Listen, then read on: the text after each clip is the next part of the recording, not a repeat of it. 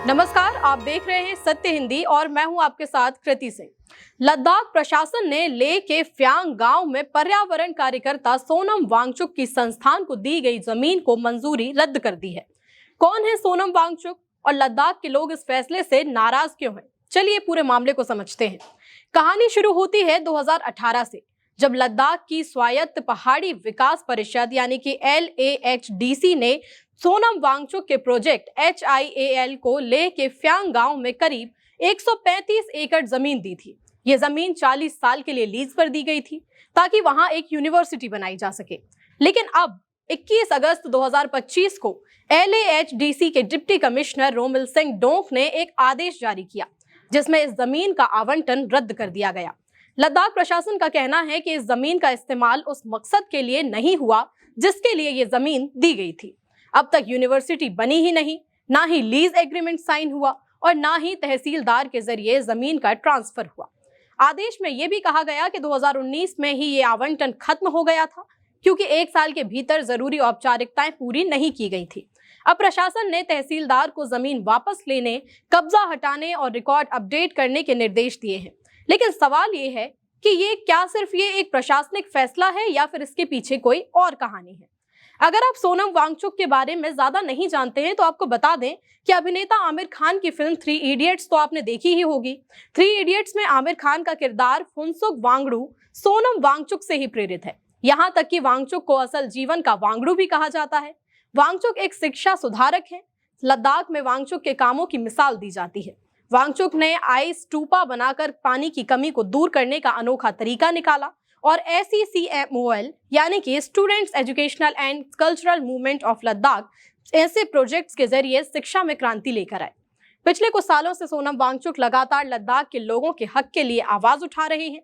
2019 में जब सरकार ने अनुच्छेद 370 हटाकर लद्दाख को जम्मू कश्मीर से अलग कर दिया और केंद्र शासित प्रदेश बना दिया, तभी से सोनम और लद्दाख के लोग ये मांग कर रहे हैं कि लद्दाख को 6ठी अनुसूची में शामिल किया जाए, यानी लद्दाख को आदिवासी इलाका माना जाए ताकि यहाँ के लोगों को जमीन, संस्कृति और पर्यावरण पर अपना हक मिल सके। इसके साथ ही कुछ लोग लद्दाख को पूरा राज्य बनाने की भी मांग कर रहे हैं ताकि यहाँ के लोग अपने फैसले खुद से ले सकें और दिल्ली पर पूरी तरह निर्भर ना रहना पड़े। 2024 में सोनम वांगचुक ने लेह से दिल्ली तक पैदल मार्च भी किया, फिर 21 दिन तक सिर्फ नमक और पानी पर भूख हड़ताल भी की। हाल ही में उन्होंने करगिल में भी 3 दिन की भूख हड़ताल में हिस्सा लिया। इस जमीन रद्द करने वाले फैसले के बाद लद्दाख में काफी हंगामा हो गया है। स्थानीय लोग और एक्टिविस्ट इसे गलत मान रहे हैं। लोगों का कहना है कि सोनम वांगचुक तो लद्दाख और पर्यावरण के लिए इतना अच्छा काम कर रहे हैं, तो बजाय उन्हें सपोर्ट करने के सरकार उन्हें ही उल्टा उनकी जमीन छीन रही है। लोगों का मानना है कि प्रशासन को लीज की मियाद बढ़ानी चाहिए थी, ना कि उसे रद्द कर देना चाहिए था। असल में लद्दाख में जमीन और संसाधनों को लेकर पहले से ही तनाव चल रहा है। 2023 में लद्दाख प्रशासन ने एक इंडस्ट्रियल पॉलिसी लाई थी जिसमें 70% जमीन छोटे बिजनेस वालों के लिए और 30% बड़े बड़े निवेशकों के लिए रखी गई थी। इस पॉलिसी से स्थानीय लोगों को डर लगने लगा कि कहीं बाहरी लोगों के आकर के वो जमीन उनकी हथिया ना ले। वहीं सोनम वांगचुक का HIAL प्रोजेक्ट लद्दाख के लिए एक अलग तरह की पढ़ाई और विकास का मॉडल लेकर आ रहा था, जो यहाँ की जरूरतों और संस्कृति के हिसाब से बना हुआ था। अब जब ऐसी यूनिवर्सिटी की जमीन ही छीन ली गई तो लोग और भी ज्यादा नाराज हो रहे हैं। लोगों को लग रहा है कि जो लोग लद्दाख के लिए कुछ अच्छा करना चाहते हैं उन्हें ही सरकार रोक रही है। ये पूरा मामला सिर्फ एक जमीन का नहीं है, बल्कि लद्दाख के लोगों की सालों पुरानी लड़ाई का हिस्सा है।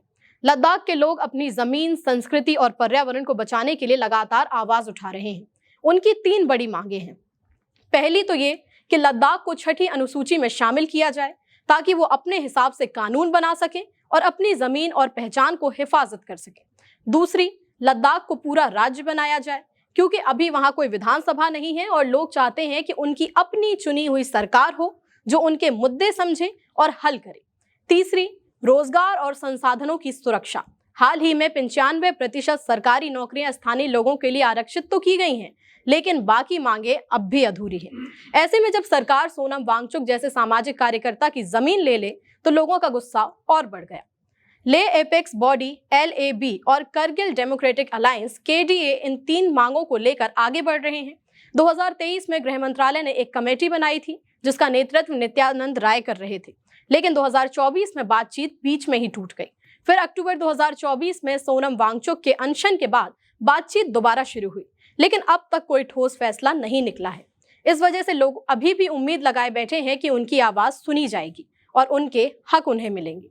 सवाल तो ये है कि क्या लद्दाख की मांगे पूरी होंगी? क्या सोनम वांगचुक का HIAL फिर से शुरू हो पाएगा? और सबसे बड़ा सवाल, क्या लद्दाख के लोग अपनी जमीन, संस्कृति और पहचान की रक्षा कर पाएंगे? आपकी क्या राय है इस मामले में? हमें कमेंट करके जरूर बताइएगा। वीडियो अगर पसंद आया हो तो लाइक और शेयर करें। अगर आप चैनल पर नए हैं तो सब्सक्राइब करें। फिलहाल के लिए इतना ही। नमस्कार। Copyright disclaimer under Section 107 of the Copyright Act 1976. Allowance is made for fair use for purposes such as criticism, comment, news reporting, scholarship, and research. Fair use is a use permitted by copyright statute that might otherwise be infringing.